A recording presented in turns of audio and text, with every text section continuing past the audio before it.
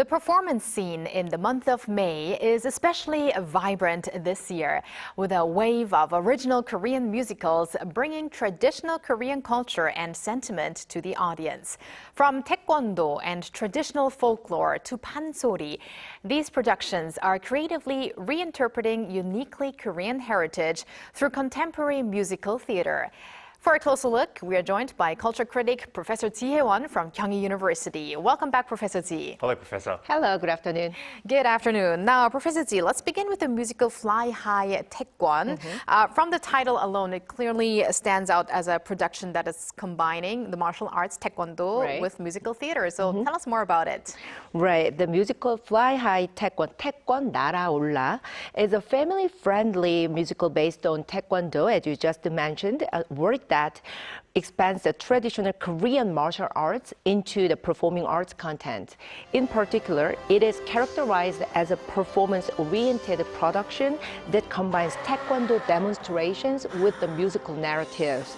So the musical premiered in 2022, followed by the revival the following year, and it returned to the stage in April at Theater Yong in National Museum of Korea. So centered on the journey of the Korea Sports High School Taekwondo team as they challenge for their championship after a long period of slump.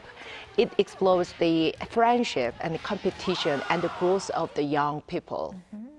Right, and continuing on Taekwondo, it was actually recently nominated for the inclusion on the UNESCO's Intangible Cultural Heritage list, right? And it's been increasingly recognized not just as a sport, but as sort of a form of culture, which I believe it is as well. It's so in-depth in our culture. In this context, do you view attempts to combine Taekwondo with the performing arts? Right. I believe the attempts to integrate Taekwondo into the performing arts have significant the growth potential. So, however, the crucial point is how Taekwondo is utilized within the theater productions. And this is what distinguishes the Fly High Taekwondo.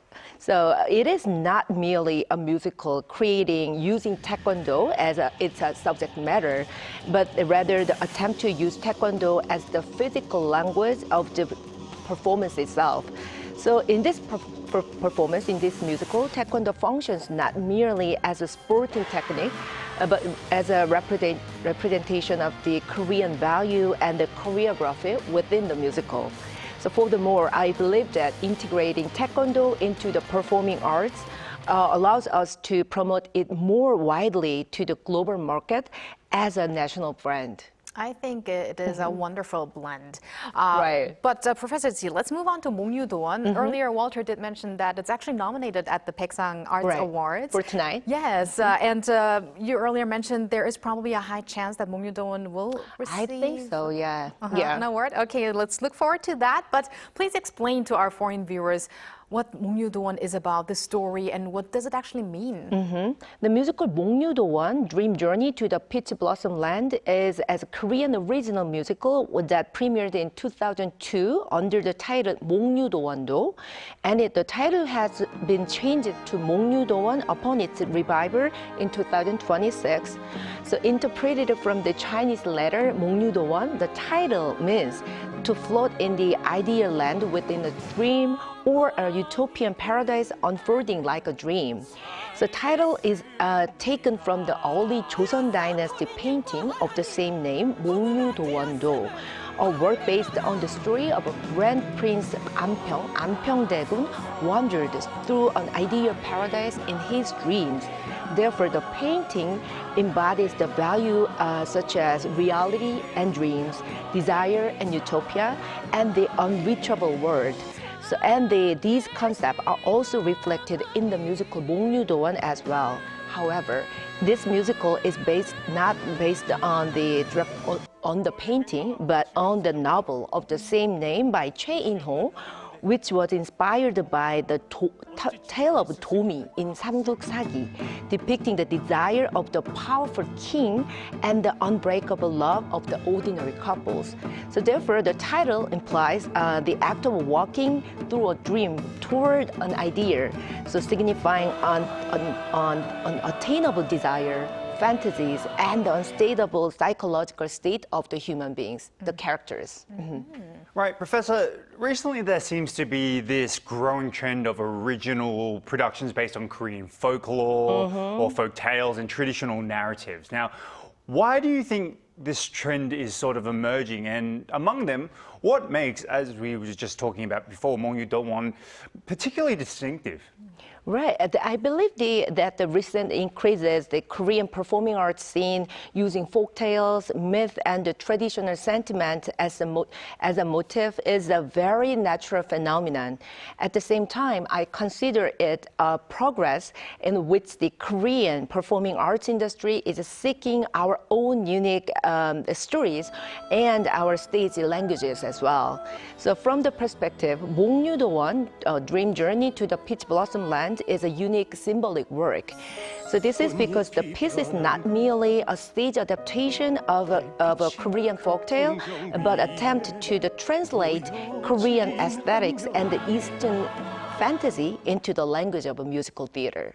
Right, and Professor Ji, we cannot leave out 서편제. Oh, right. Now, the original film actually received a lot of attention at international film festivals, but let's talk about also the musical, of course. So it remains a work that deeply resonates with the Korean sentiment. So please tell us a bit more about it and also what's behind the title of 서편제. Right, the famous film director In Kwon-taek's well-known film 서편제 was created based on the Lee Chung-jun's novel 남도 사람. So, and while the musical is a reinterpretation of the novel, it captures the sentiment of the film as well. So 서편제 is actually a term used in Pansori to refer to the school of the Pansori that developed primarily in the southwestern region of Jeolla province. So therefore, just as in the film, the sensibility of Pansori is conveyed intact in the musical as well. And I believe the reason this musical has been continuously loved since its premiere in 2010 is due to the music and pansoris that are imbued with the uniquely Korean sentiment of the production. I was just getting goosebumps by just looking at the footage right now and hearing 살다 보면. 살다 보면. Yes, so yeah, I mean, I haven't gone to the musical yet, but this is one that I really want to watch in the near future. And actually, the famous Pansori singer 이자람 is in the show, and it has been the show for 15 years. Right. Right. So when discussing 서편제, it is impossible to overlook the uniquely Korean emotion of Han. Now, we've actually kind of talked a bit about that on our show before, and it's really quite hard to interpret for some people. Right. Like, how would you explain this concept to the international audience? Right. The core emotion of 서편제 and Pansori is what we commonly refer to Han. The Han is not merely sadness or depression, rather, more accurately, it is an emotion stemming from the deep-seated wounds or resignation, which we feel as we continue to endure our lives despite everything.